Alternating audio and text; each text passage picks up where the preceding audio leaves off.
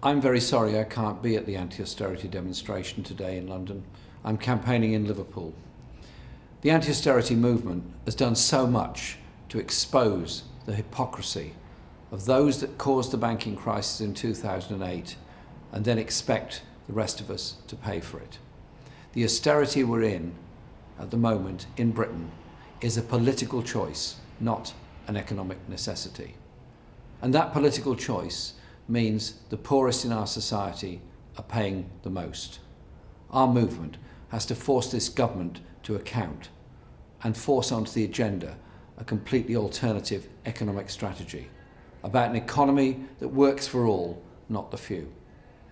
The issues are enormous. Our National Health Service, over £1 billion in deficit and debt at every hospital across the country, and the junior doctors taking action to defend the NHS and defend their working conditions.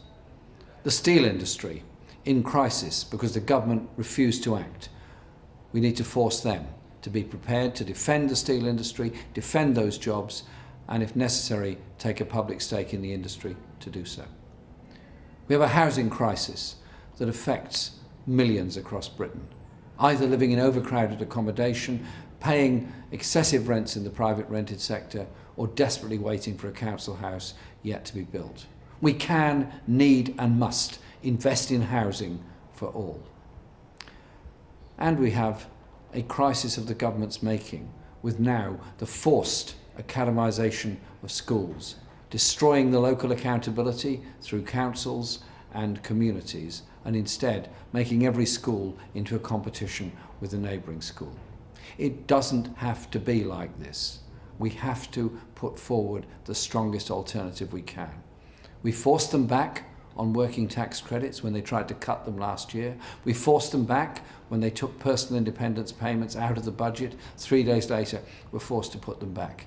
The anti-austerity movement here in the United States, across Europe, is showing the way that popular feeling is we have to invest in people, invest in a society, and not destroy the public services that our generation is benefiting from and our previous generations built up for us.